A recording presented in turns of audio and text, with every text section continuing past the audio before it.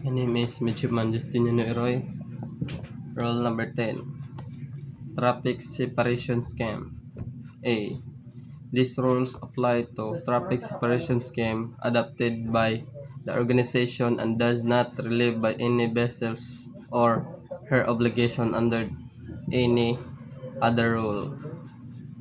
B. A vessel using a traffic separation scheme shall number 1. Proceed in the appropriate traffic lane in the general direction of traffic flow for the line. 2. So far as practicable, keep clear of traffic separation line or separation zone. 3. Normally joining or leaving a traffic line at the determination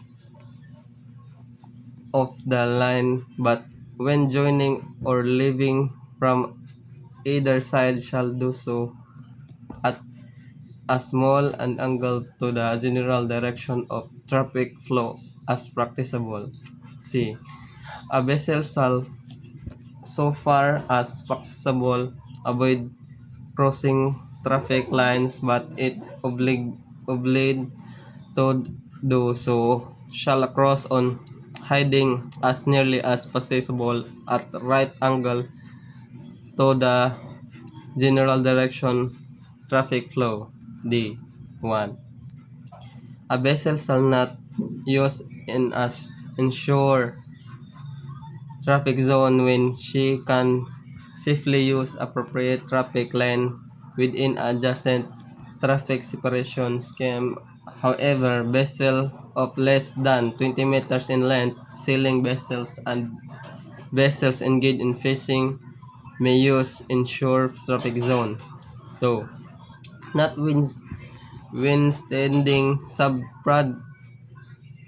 paragraph D1, a vessels may use inshore traffic zone when en route to or from a port, offshore installation or structure, pilot installation, pilot in station, or other and any other place set within the inshore traffic zone or avoid immediately danger.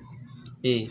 A vessel other than a crossing vessels or a vessels joining or leaving a line shall not normally enter a separation zone or across a separation line except 1. In case of emergency to avoid immediately. 2. To engage in fishing within a separation zone. If a vessel in navigating in nearly the determination of traffic separation scheme shall do so with particularly caution. G. A vessel shall, so far as practicable, avoid anchoring in a traffic separation scheme or in areas near its terminations. H. A vessel not use a traffic separation scheme shall avoid it by as wide margin as practicable. I. A vessel engaged in fishing shall not invade the passage of any vessels following a traffic lane. G. A vessel or less than 20 meters in length or a sailing vessel shall not impede a safe passage or a power driving vessels following a traffic lane. K. A vessel restricted in her ability to maneuver when engaging in an operation for the maintenance of safety of navigation in traffic separation scheme is attempted from complying with these rules to the extent necessary carry out the separation.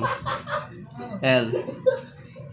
A vessel restricted in her ability to maneuver when engaged in operation or the laying, servicing, or picking up of a submarine cable within a traffic separation scheme is exempted from complying with these rules or to intend necessary to carry out the operation.